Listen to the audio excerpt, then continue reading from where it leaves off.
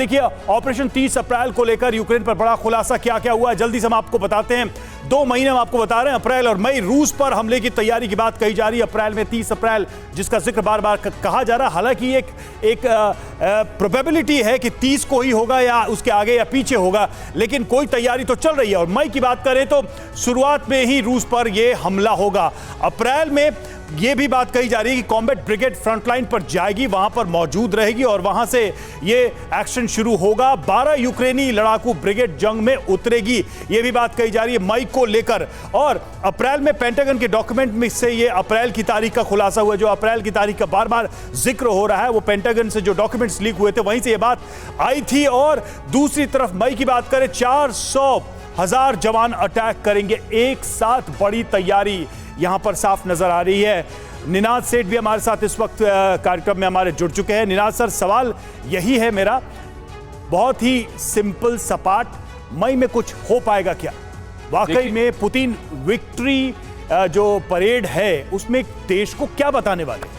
देखिए, इसके 3 पहलू मुझे नज़र आते हैं। मेरे को लगता है कि यूक्रेन थोड़ा लेट हो गया है अपने काउंटर ऑफेंसिव में। अगर आपने वो पेंटागन पेपर्स जो लीक हुए थे पढ़े हो तो उसमें 16 ब्रिगेड की ज़रूरत थी और 12 ब्रिगेड ही इकट्ठी हुई हैं।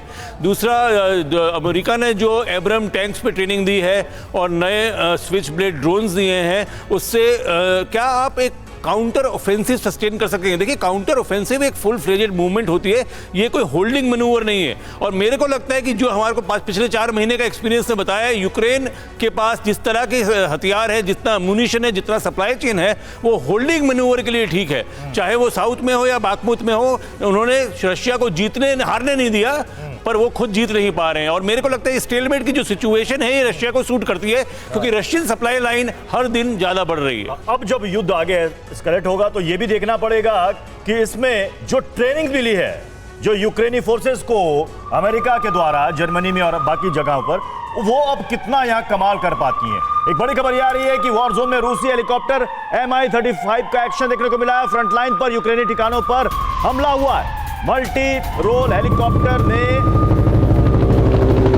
मिसाइलें यहां पर दागी है। रडार से बचने के लिए पेड़ों के पास हेलीकॉप्टर उड़ा है।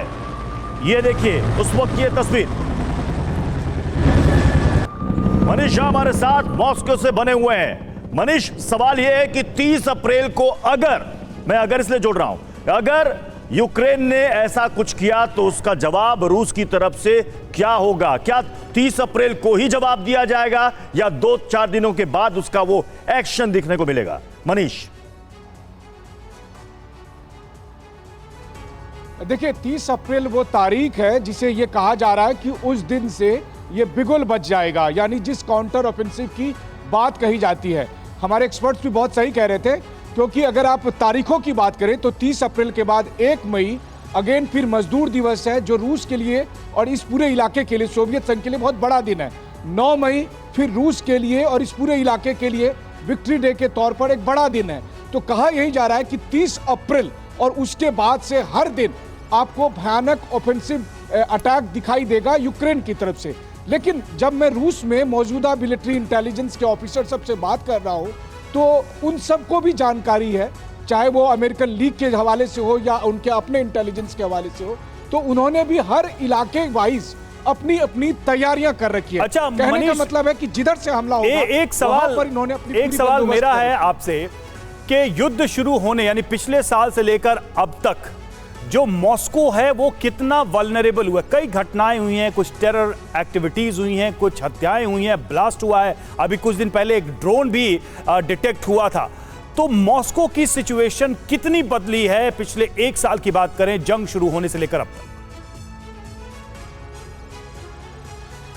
बिल्कुल सही कहा आपने। अगर बारिश नहीं होती तो मैं आपको मॉस्को के शहर और मॉस्को की तमाम बिल्डिंग भी दिखाता, लेकिन मैं आपको बताऊं कि मॉस्को भी काफ़ी कुछ बदला है। पहली बात तो यह है कि अभी बीते कुछ घंटों में जो मैं लगातार लोगों से बात कर रहा हूं यहाँ पर, इनका कहना यह है कि मॉस्को भी अब ये बात समझ रहा है कि लड़ाई जहाँ शुरू हुई थी वहाँ से अब बहुत अधिक आगे बढ़ चुकी है।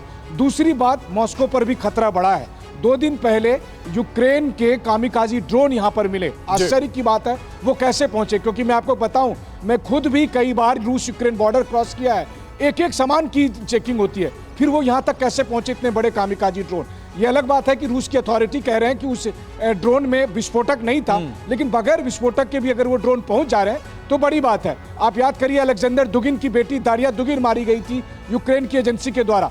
तो इस तरह से कई सारे इंडिविजुअल अटैक मॉस्को या सेंट पीटर्सबर्ग में हो रहे हैं और ये रूस के लिए, क्रेमलिन के लिए बड़ी चिंता की बात है। लेकिन अगर आप देखें तो इनका कहना यही है कि अब ये लड़ाई दरअसल उस जगह, उस लेवल पर पहुंच गई है जहां यूक्रेन के साथ साथ नाटो के तमाम एजेंसियों के साथ डायरेक्ट लड़ाई हो रही है और इसलिए उसका कोलेटरल डैमेज के तौर पर मॉस्को या आसपास भी आपको बहुत सारे हमले दिखाई देते हैं। जी बिल्कुल। और मनीष, नजर भी आ रहा है जो बयान हमने देखे दिमित्री मेदवेदेव हो या फिर तमाम वो बयान जो रूस की तरफ से या यूक्रेन की तरफ से आ रहे हैं,